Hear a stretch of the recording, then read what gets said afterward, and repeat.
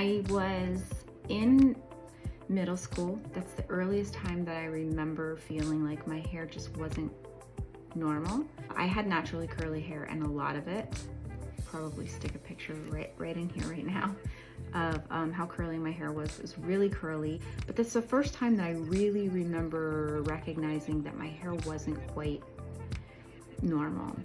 That was 35 years ago. I remember going to my dermatologist. He gave me some kind of foamy thing that I put on my hair.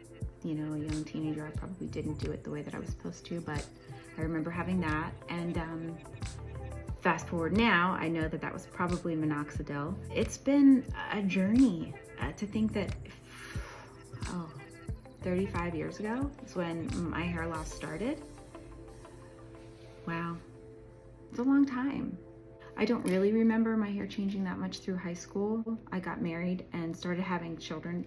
My first daughter was born when I was 20 years old. After that, I did have quite the postpartum hair loss, quite a massive shed. And that's when it, I think, really first started to be what I consider to be a problem.